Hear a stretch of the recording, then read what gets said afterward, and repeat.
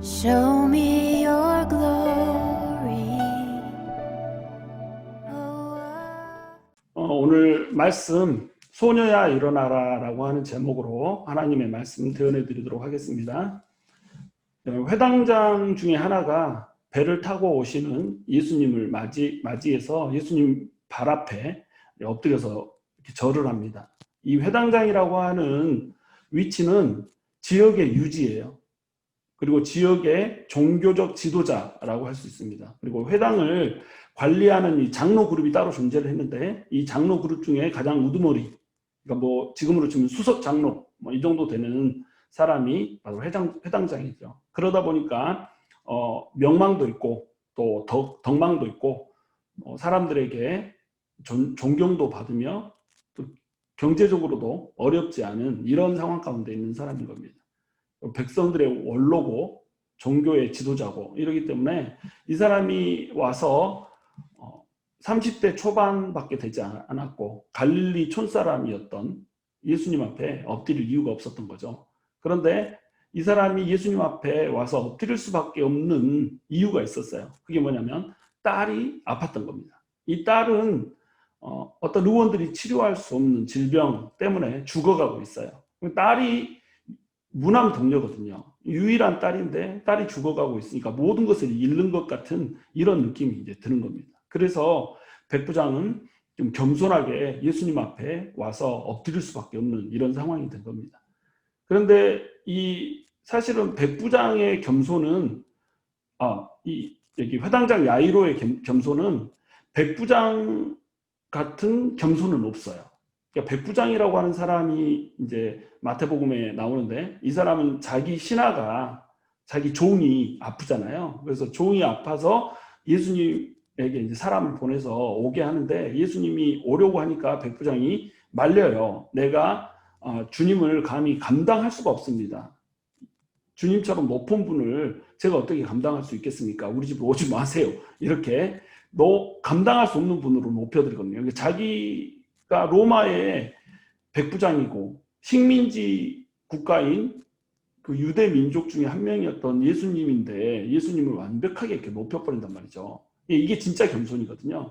그러니까 회당장 야이로도 겸손했지만 이 야이로의 겸손은 완벽하지 않아요. 백부장 같지 않아요. 그리고 백부장 같은 믿음도 없어요. 예수님이 뭐 집에 와서 치료를 해주겠다고 같이 가시는데 예수님이 오시는 것을 허락을 하지 않는단 말이죠. 왜냐하면 예수님께서 명령만 하시면 그냥 공간이 떨어져 있어도 다 나을 텐데 뭐 예수님이 수고스럽게 우리 집까지 올 필요가 있느냐. 나는 예수님을 우리 집으로, 천한 집으로 감당할 수 없기 때문에 주님이 말씀만 하십시오. 그러면 그 명령에 따라서 믿고 또 치유를 받을 겁니다 라고 하는 믿음을 가졌던 거예요. 그러니까 백부장은 엄청난 믿음을 가졌죠.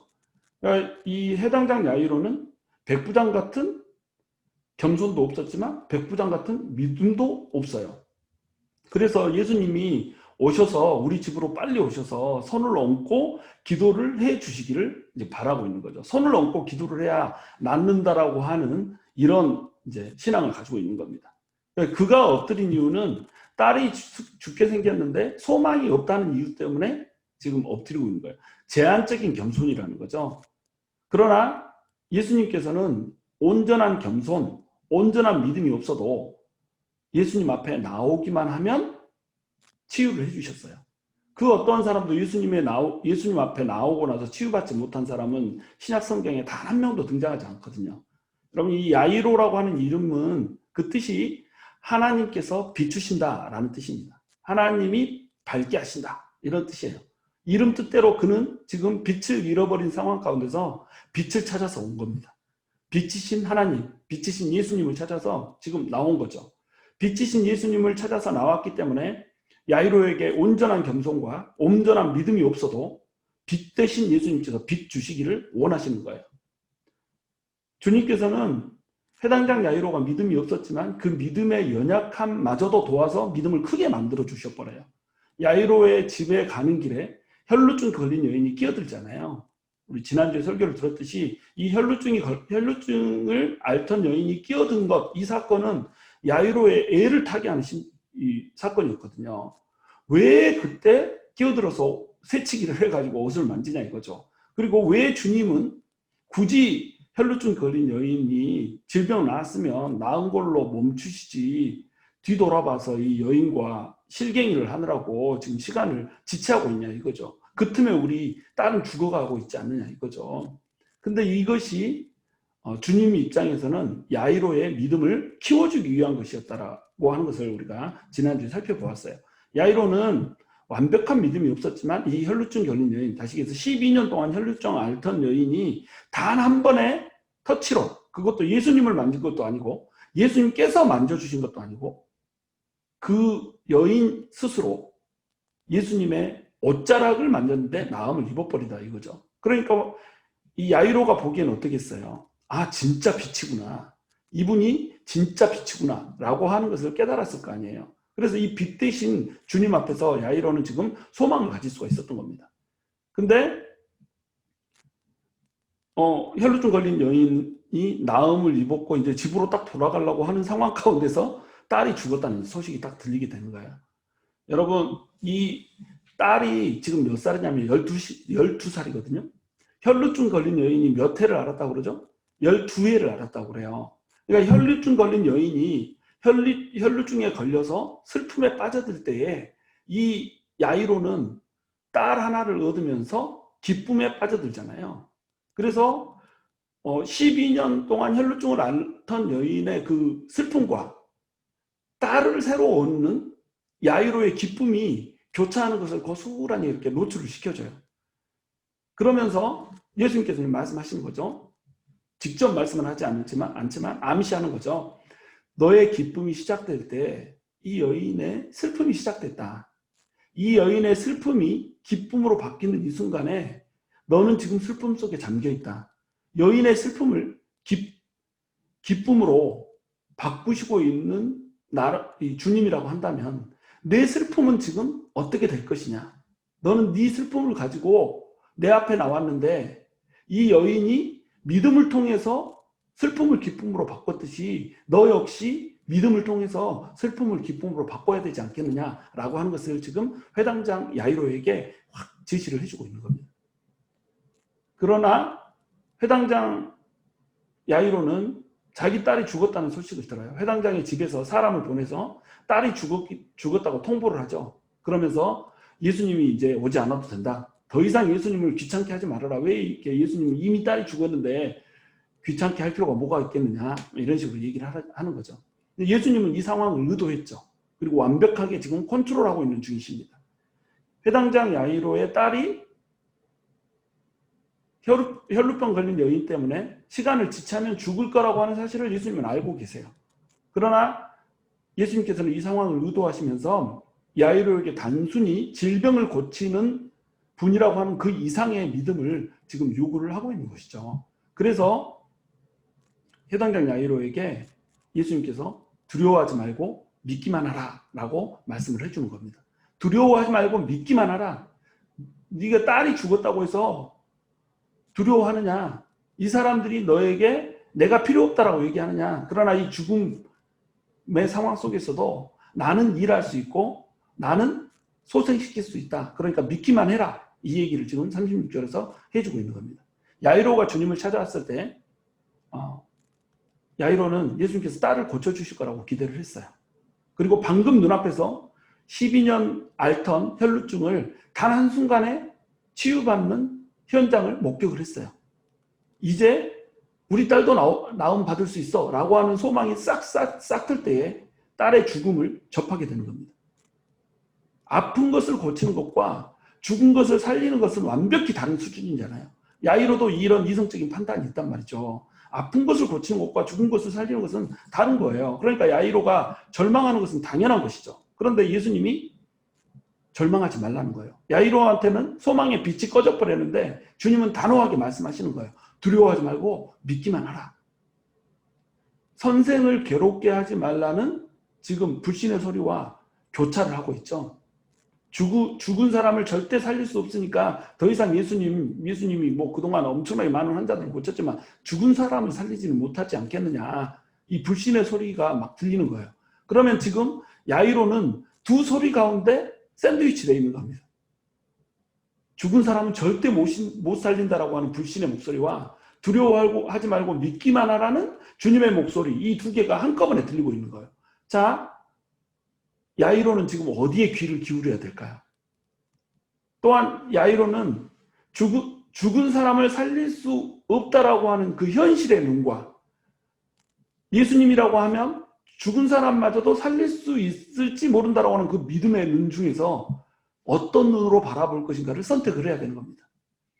이 선택의 기로에 서 있는 거예요. 어떤 목소리를 들을까? 어떤 눈을 떠서 지금 상황을 바라볼까? 라고 하는 기로에 서 있는 것이 지금 야이로인 겁니다. 절망을 만났을 때에 우리가 그 절망을 극복할 수 있는 길은 믿음의 눈을 떠서 소망을 바라봐야 되는 거예요. 믿음의 눈을 뜨지 못하고 현실의 눈, 육안의 눈으로만 보면 우리는 현실의 담이라고 하는 것을 뛰어넘을 수가 없다는 겁니다. 믿음의 눈을 떠야지 비로소 야이로가 될 수가 있는 거예요. 야이로. 지금 현재 등장하는 야이로가 아니라 이름의 뜻으로서의 야이로. 하나님이 빛이 되신다. 우리가 눈을 떠야, 믿음의 눈을 떠야 하나님께서 비로소 우리의 빛이 되는 거예요. 우리가 눈을 감아버리면, 그래서 육안의 눈으로만 보면 하나님께서 우리의 빛이 되어줄 수가 없어요. 왜냐하면 하나님께서는 믿음을 통해서 역사하시기 때문에 그래요. 그래서 믿음이 있어야 주님이, 빛 대신 주님이 빛으로 우리에게 다가올 수 있다는 겁니다. 이런 죽어버린 것 같은 환경을 바라보면 우리한테는 낙심밖에 없어요. 낭망밖에 없어요. 세상은 그냥 죽음투성이거든요. 무덤 속이거든요. 그 무덤 속에서 주님은 빛으로 오셔서 우리가 그 빛을 빛으로 받기를 원하거든요. 근데 우리가 육안의 눈으로 바라보기 때문에 빛을 바라보지를 못한다는 거죠. 지금 성경 본문에서는 주님이 베드로와 야고보와 요한 말고는 아무도 못 따라오게 해요. 12명의 제자들이 있었는데 이 제자들 중에서도 3명만 딱 불러요. 그리고 그 뒤를 따라오고 있던 수많은 무리들, 이 무리들을 못 따라오게 막아버려요. 베드로, 야고보, 요한 3사람만 데리고 간 겁니다. 왜 그랬을까요? 왜 이 3사람만 특별한 혜택을 주는 걸까요? 이거는 불신의 소리를 차단하기 위한 거예요. 사람이 많을수록 불신의 소리는 커집니다. 사람과 많이 접촉을 할수록 불신의 소리는 커져버려요. 그러니까 이 불신의 소리를 전부 다 잠재워버리고 예수님만 바라볼 수 있게, 그리고 예수님을 진정으로 바라보는 이 베드로, 야고보, 요한, 이 3사람을 데리고 이 야이로에게 믿음의 씨앗을 주게 하기 위한 거예요. 믿음의 눈을 열게 하기 위한 거죠. 주님이 집에 도착을 합니다. 야이로의 집에 도착을 했더니 야이로의 집은 지금 장례 예식이 이미 진행 중이에요.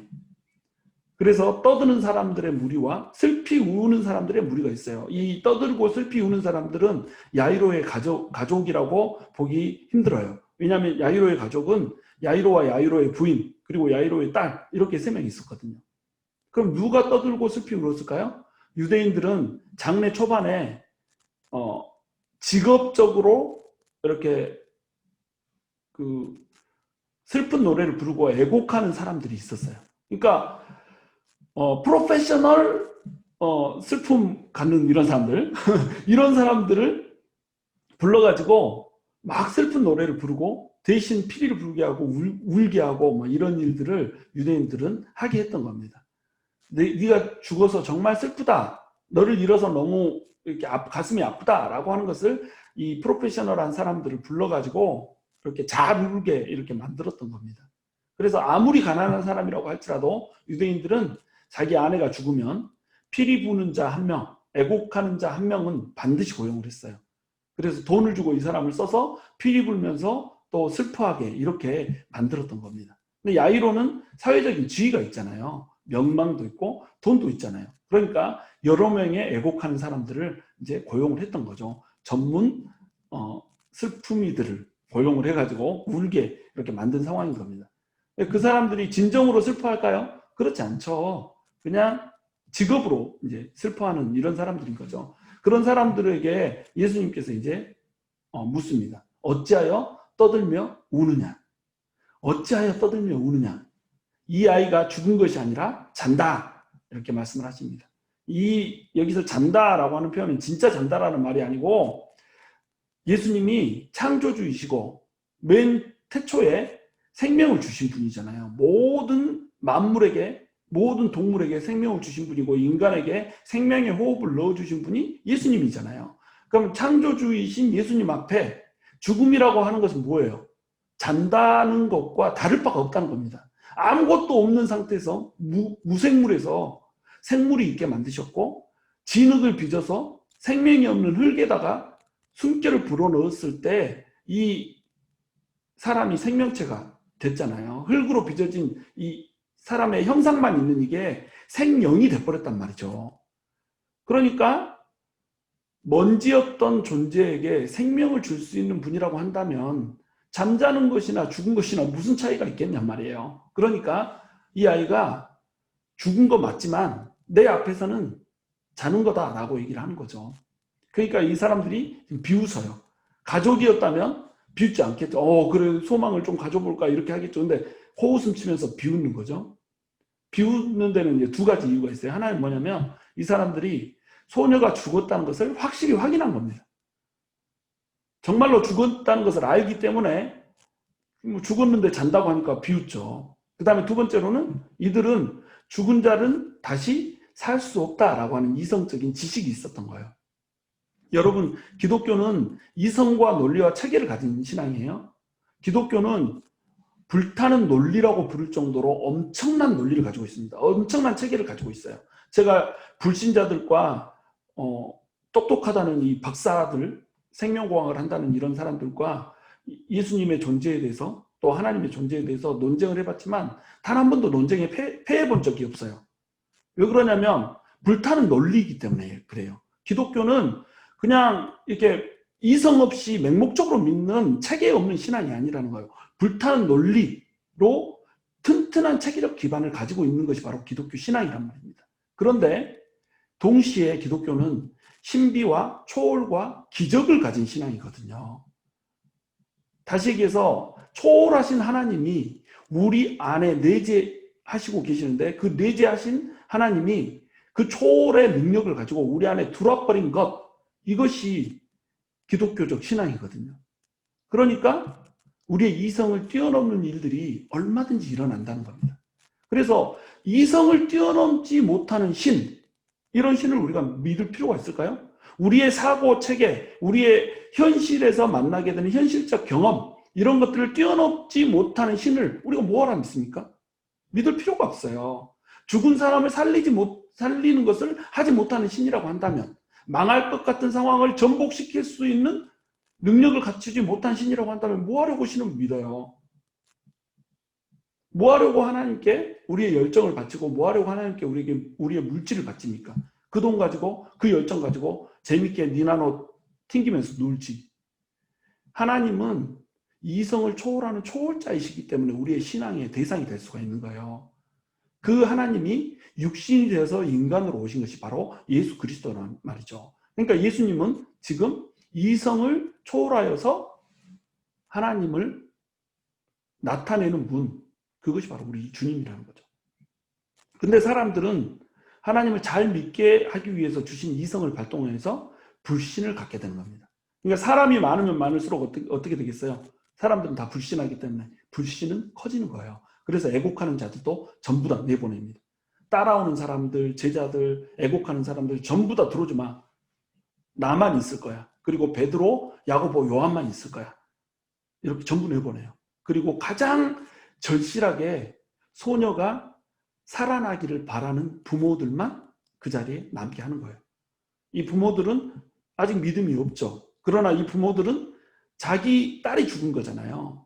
그래서 빛을 찾아온 거잖아요. 그러니까 믿음은 없지만 믿을 수밖에 없는 거예요. 믿어야 하는 거예요. 부모니까. 자녀가 살아나기를 바랄 수밖에 없는 거죠. 마지막 소망인 거죠. 그러니까 부모들과 베드로, 야고보, 요한만 데리고 예수님이 소녀가 있는 방으로 들어가는 겁니다. 여러분, 에펠탑을 에펠탑을 오르는 그 시합, 이런 시합이 있는 우스갯소리지만 그런 시합이 열렸어요. 이 시합에 이제 개구리 떼들이 올라가는 이런 경쟁을 하는 겁니다. 근데 개구리 떼들이 많이 시합이 있다고 그러니까 많이 딱 모였는데 에펠탑이 너무 높잖아요. 그래서 이 에펠탑에 오르는 것을 많은 개구리떼들이 그냥 포기를 해버렸어요.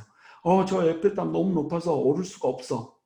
막 얘기를 하기 시작하는 겁니다. 그러니까 불신의 소리가 막 들리기 시작하니까 그래 어떻게 저걸 올라 이러고 딱 포기를 하는 거죠. 근데 그 중에 이제 어떤 개구리들은 올라가기 시작하는 거예요. 한 절반쯤 올라갔는데 또 이거 너무 힘만 들고 힘 빠지고 이거 올라갈 수 없어 이래가지고 나머지 한 절반의 개구리들이 포기하고 딱 내려옵니다. 이렇게 해서 점점 올라가면 올라갈수록 이제 포기하는 개구리들이 늘어나기 시작한 거예요. 결국 개구리 한 마리가 에펠탑의 꼭대기에 올라가서 1등을 딱 차지하거든요. 알고 봤더니 이 개구리가 듣지를 못하는 귀머거리 개구리였던 거예요. 글쎄 청각장애인 개구리였던 거예요. 불신의 소리를 못 듣고 차단돼 버리니까 이 개구리는 올라갈 수 있다는 믿음을 가지고 올라갔다는 겁니다. 이게 뭐 우스갯소리지만 우리는 불신의 소리를 차단할 수 있어야 돼요. 안 된다라고 하는 절망하게 하는 낭망에 그대로 묶이게 하는 이 소리를 우리가 내서도 안 되지만 이 소리를 내는 자와 가까이 하면 가까이 할수록 어때요? 우리는 불신의 자리에 나아가게 된다는 겁니다. 주님께서는 이 불신을 전부 다 잠재우시고 정말로 믿음을 가질 수 있는 사람들만 데리고 소녀의 방으로 들어가요. 그리고 소녀의 손을 잡고 말씀하십니다. 달리다고 말씀하십니다. 이게 아람어예요. 예수님은 아람어를 쓰셨었잖아요. 아람어로 달리다 이 말은 뭐 뛰어간다 이런 말이 아니고 소녀라는 뜻입니다. 그리고 쿰 이 말은 일어나라 이런 뜻이에요. 그러니까 달리다 쿰 이걸 합하면 소녀야 일어나라 이런 뜻이 되는 거죠. 명령을 들은 소녀는 즉시 일어나서 걸어다니기 시작을 합니다. 이것을 지켜보던 소녀의 부모와 그리고 세 제자들은 크게 놀랐어요. 놀라고 놀랐다 이렇게 나와요. 이때 사용한 놀랐다라고 하는 단어는 에키스테미라는 단어예요. 놀랐다 이 말이죠. 에키스테미, 놀랐다. 크게 놀라서 아예 정신이 나가버렸다 이런 뜻이에요. 이게 에키스테미라는 단어의 뜻입니다. 죽은 줄 알았던 소녀가 일어나서 막 걸어다니니까 그걸 보고 놀라서 정신이 뽕 나가버린 거죠. 그래서 주님은 부모와 제자들에게 이것을 절대 말하지 말라고 경계를 합니다. 방에 함께 있던 사람들에게 분명히 예수님이 생명의 주관자이신 하나님이라고 하는 사실, 메시아라고 하는 사실을 지금 나타내서 보여주고 계세요. 그런데 불신으로 대하는 사람들, 예수님의 하나님 되심을 또는 메시아 되심을 의심하는 사람들에게는 하나님께서는 신성을 가리셨다는 거죠. 예수님께서는 자신의 하나님 된 신성을 가려버렸다는 거예요. 하나님께서는 그분을 믿는 자들을 통하여서 일을 하십니다. 믿는 자들을 통하여서 하나님의 하나님 되심을 보이시고 역사를 하는 거예요. 믿음이 그렇게 중요하다는 겁니다. 주님은 꼭 필요한 다섯에게만 메시아 되심을 계시를 하세요. 그러나 이것을 완전히 숨길 수는 없었겠죠. 왜냐하면 소녀가 죽었었는데 살아나서 막 돌아다니니까 그 주변 사람들은 다 알았을 거 아니에요. 그러나 이것이 모든 유대 지역에 유포되기는 주님이 원하지 않았어요. 주님은 메시아 되심을 알리는 것을 유보를 했죠. 왜 유보를 했냐면 말씀으로, 눈에 보이는 기적이 아니라 말씀으로 하나님을 깨닫기를 원했던 겁니다. 그래서 제자들은 그것을 예수님이 부활하신 후에서야 정확히 전할 수가 있었어요. 예수님께서 그 후에야 복음을 전할 수 있게 이렇게 전적으로 허락을 하셨거든요. 그래서 부활을 통해서 신성이 만방에 나타날 때 그때 예수님께서는 자신의 메시아 되심을 전파하기 원하셨던 겁니다. 하나님은 자기를 사랑하는 사람에게 그리고 자기를 신뢰하는 사람에게 특별한 계시를 주기를 원하세요. 불신앙으로 대하는 사람에게는 진리를 닫아버려요. 그러니까 억지로 하나님께서 일하시는 것이 아니고 정말로 진심으로 하나님을 믿고 하나님의 그 능력을 초월하신 능력이 우리 가운데 내재해 있다고 하는 것을 믿는 사람에게 특별한 은혜를 부어주시고 진리를 열어주신다는 겁니다. 그러니까 믿음을 가져야 되겠죠. 항상 깨어서 영적인 소경이 되지 않고 믿음의 눈을 열어 보이지 않는 세상을 볼 수 있는 그런 사람이 되어야 된다는 거예요. 주님께서는 이 부모에게 이제 소녀에게 음식을 주어서 힘을 회복시키게 해요. 죽어 있었고 그동안 아파 있었기 때문에 아무것도 먹지 못했을 거 아니에요. 그래서 기운이 매우 약했죠. 그러니까 기운을 차리게 하기 위해서 먹을 것을 제공하라고 하는 측면, 또 한 가지 측면은 먹는 것을 보면 어때요? 이 사람이 육신이 돌아왔다. 그냥 눈으로 보기에 이게 유령이 떠돌아다니는 건가 이렇게 생각할 수도 있잖아요. 먹는 것을 통해서 이 눈앞에 일어나고 있는 일이 현실이라고 하는 것을 재확인시켜 주는 거죠. 자, 이 일화를 지금 마가는 로마의 성도들에게, 로마에 핍박받고 있는 그리스도인들에게 예수님께서 하나님의 아들이라고 하는 사실, 전능자라고 하는 사실, 이것을 얘기하는 4가지 기적사건의 절정으로 선택을 해요. 자, 이래도 예수님이 하나님의 아들이 아니냐? 죽은 사람을 살려버렸는데 예수님이 하나님의 아들이 아니냐? 이분을 너네가 주인으로 모시고 있다. 이 얘기를 해주고 있는 겁니다. 그러면 로마 성도들은 이 상황을 보면서 어땠을까요? 로마 성도들에게 있어서 지금 상황은 죽어버린 것 같은 낙담의 상황이고 절망의 상황이에요. 예수님을 믿는다는 이유만으로 실제로 죽었어야 됐고 죽음의 위협 가운데 있는 상황이고 호전될 기미가 보이지 않는 이런 상황입니다. 이런 상황 가운데 회당장 야이로의 딸을 소생시키는 기적의 메시지를 지금 마가가 쫙 기록을 해주는 겁니다. 그러면 로마의 성도들은 어떤 마음을 가질 수가 있어요? 믿음을 가지면 주님은 절망 가운데서 어두움 가운데서 소망이요 빛이 될 수 있다라고 하는 것을 보여주는 겁니다. 로마의 그리스도인들에게 로마 그리스도인들이여 일어나라 쿰! 라고 하는 메시지를 주고 계시는 거예요. 여러분 우리에게도 주님께서는 오늘 이날에 동일한 메시지를 주기를 원하십니다. 죽어버린 것 같은 상황 가운데서 주님은 내가 이 상황을 전환해 줄게. 나한테는 자는 것이나 죽는 것이나 똑같은 거야. 이 상황을 내가 전복시켜 줄 수 있어. 죽어버린 것 같은 상황, 낭만과 절망이 가득한 이 상황 가운데 너희가 처해 있냐? 그래서 두렵고 떨리고 염려되고 근심되냐? 내가 너희에게 말하노니 두려워 말고 믿기만 하라! 라고 하는 메시지를 우리에게 동일하게 주고 계시는 겁니다. 여러분 두려워 말고 믿기만 하십시오. 믿음이 없으므로 하나님을 기쁘게 할 수가 없는 거예요. 믿음이 있으면 주님을 기쁘게 할 수 있는 겁니다. 주님께서는 소녀야 일어나라 달리라 쿰 말씀하십니다. 여러분 주님의 손을 잡고 우리 역시 쿰 할 수 있어야 되는 겁니다. 여러분 임팔라라는 동물 있잖아요. 뭐 차 이름으로 쓰기도 했지만 자동차 이름으로 임팔라라는 걸 왜 썼겠어요? 임팔라가 엄청나게 빠르게 달리기 때문에 그렇지 않습니까? 뛰어오르면 3m 높이를 그냥 혹 뛰어버린다니까요. 그리고 한번 뛰어서 쫙 달릴 수 있는 범위는 10m라니까요. 이런 3m 높이를 자유롭게 뛰어다니는 이런 임팔라가 들판에서는 3m 높이를 뛰지만 동물원에 갇혀있을 때는 90cm의 담도 뛰어넘지를 못해요. 왜냐하면 담장 너머에 착취할 땅이 보이지 않기 때문에 그래요. 그것이 오늘날 현실을 살아가고 있는 그리스도인들의 모습과 똑같다는 겁니다. 우리가 현실의 담을 넘지 못하는 이유는 현실의 담 너머에 보이는 소망, 우리가 안착해야 될 그 땅, 그것이 보이지 않기 때문에 그렇단 말이죠. 그래서 도약할 생각조차 하지를 못한다는 거예요. 그러므로 눈에 보이는 대로 살면 안 되는 거예요. 눈에 보이는 대로 판단하고 살면 우리는 하나님을 갖지 못한 자와 다를 게 없어요. 예수님을 믿지 못하는 사람과 우리가 다를 바가 없다는 겁니다. 하나님을 믿는 사람은 믿잖아요. 믿기 때문에 어떤 눈을 열어야 돼요? 믿음의 눈을 열어야 되는 겁니다. 어떤 귀를 닫아야 돼요? 불신의 소리가 들려오는 귀를 닫아야 되는 거예요. 그리고 어떤 귀를 열어야 돼요? 주님의 음성이 들리는 귀를 열어야 되는 겁니다. 믿음의 눈을 들어서 현실의 담장 너머에 있는 하나님이 주시는 소망을 바라볼 수 있어야 된다는 거예요. 주님께서는 오늘날에도 우리에게 동일하게 말씀하세요. 달리다 쿰! 소녀야 일어나라!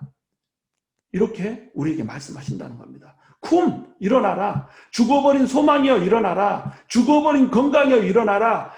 죽어버린 사업이여 일어나라! 죽어버린 재정이여 일어나라! 죽어버린 가정이여 일어나라! 죽어버린 신분이여 일어나라! 죽어버린 새 직장이여 일어나라! 죽어버린 명예여 일어나라! 죽어버린 자녀들이여 일어나라! 죽어버린 관계여 일어나라! 죽어버린 너희들의 내일이여 일어나라! 죽어버린 꿈이여 소망이여 비전이여 일어나라! 쿰! 일어나라! 주님의 메시지입니다. 여러분 믿음의 눈을 여세요. 그리고 이제 주님의 손을 잡고 쿵 하십시오. 주님께서는 우리가 믿음의 눈을 열어서 주님을 바라보기를 원하세요. 그것을 기뻐하세요. 믿음을 가져야 주님께서 기쁘신 거예요. 믿음이 없이는 주님을 결코 기쁘시게 할 수가 없는 거예요. 그렇게 모든 성도 여러분, 주님 안에서 진정한 빛을 찾고 주님의 손 잡고 쿰 하시기를 주님의 이름으로 축원합니다.